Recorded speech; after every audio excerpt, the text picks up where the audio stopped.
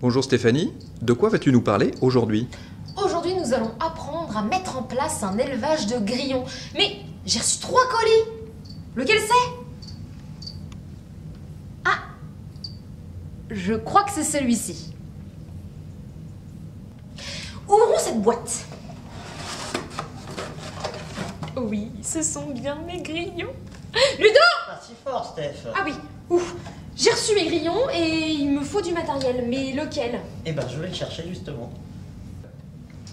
Et voilà le dernier élément.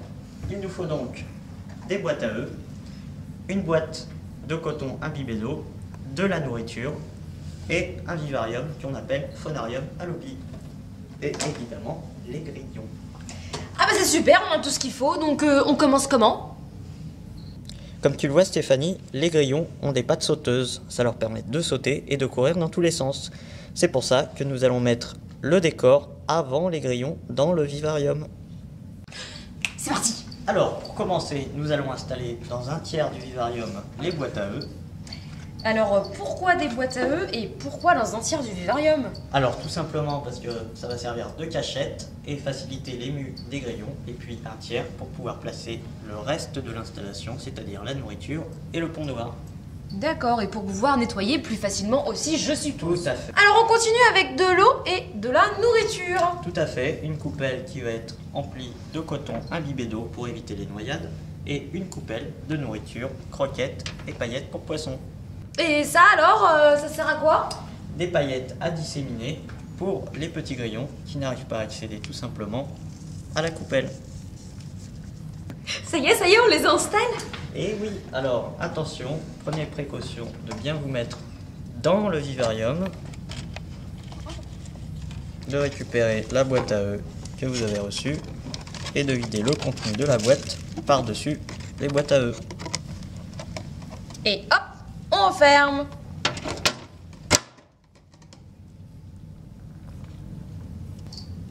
Ah mais ils chantent fort. Pourquoi? Les mâles ont des élytres pour chanter, Et ça sert à quoi? pour attirer les femelles afin de s'accoupler. Et marquer leur territoire, je suppose. Mais on fait comment la différence entre les mâles et les femelles? Eh bien, je vais te montrer. Regarde Stéphanie, la femelle a une pointe à l'arrière qui va lui permettre de pondre. On appelle ça une tarière. Alors que le mâle n'en a pas et a des élytres pour chanter.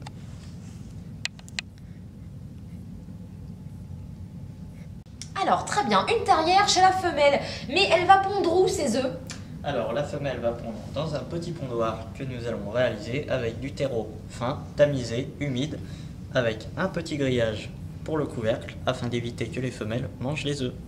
Ah oui, comme ça la tarière en fait va pouvoir passer à travers le grillage. Tout à fait, elle va ainsi déposer ses œufs un par un dans le terreau. Bon, et je vous rappelle que bien sûr, avant, il y a eu accouplement. Et en plus, c'est un moment super sympa à observer. Bon, alors, si je me souviens bien, il faut mettre le phonarium près d'une source de chaleur, rajouter de la nourriture quand il n'y en a plus et changer l'eau 2 fois par semaine. C'est bien ça? Tout à fait. Et d'ailleurs, si vous n'avez pas tout retenu, il y a toujours les fiches d'élevage de l'OPI. Et attention, très important, on ne relâche jamais les insectes dans la nature. Et oui. Et quand c'est sale, comment je fais pour nettoyer? Alors il suffit d'ouvrir le terrarium très délicatement. Attention! Pas de problème, les grillons ne peuvent pas voler et ils ne peuvent pas sauter assez haut. Ah d'accord. Voilà, un grillon qui s'échappe. Mais non Steph, c'est du plastique. Ah mais oui, en plus tu m'as dit qu'il pouvait pas sortir. Bon élevage.